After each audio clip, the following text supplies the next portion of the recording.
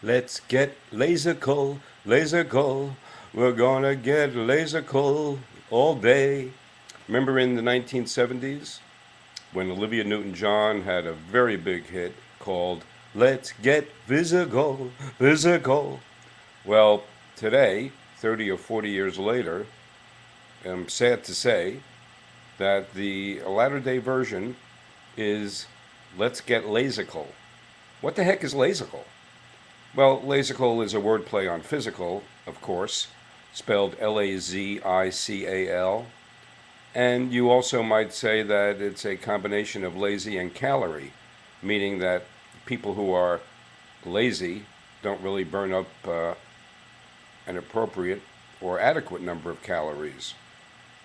Now, what the heck is Bruce the Blog talking about now? Well, I knew you'd ask that question because I do get it quite a lot. What I'm talking about is things that you and I see every day. Now, for example, when I go to Starbucks, how many times have I seen people who are clearly not disabled and clearly don't have a disabled permit park in a disabled space? Now, granted, there are times that I do understand, especially depending on the Starbucks, that the person there may not even have realized that they were parking within those blue markers that signify a disabled space.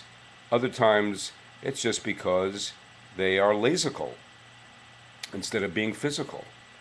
And then there's also the cars at Starbucks who will find anywhere to park except in one of the empty spaces that are very close to the building, like maybe 20 or 30 yards.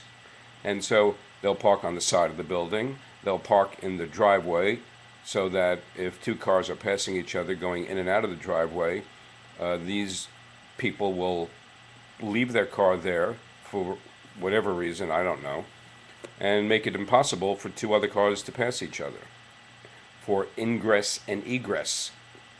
And then, of course, there is the very common sight of people pulling up right in front of a supermarket when there are, again, spaces right near there that they can easily park in, and just sitting there waiting for somebody to go into the store. And maybe it takes them 5 minutes, maybe it takes them 10 minutes. But of course, in a lot of these cases, everybody going into those kinds of stores is there for only a few minutes, yet everybody else somehow seems to park where there actually are spaces.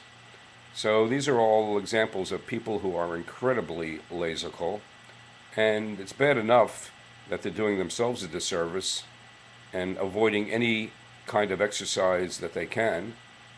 But what really burns people like me is when they will plant their cars in front of a building entrance, and then the rest of us have to circumvent their laziness. I guess that's really what the nub of all of it is that if you want to be lazy and avoid exercise at all costs, don't get in my way. This is Bruce the Blog, signing off.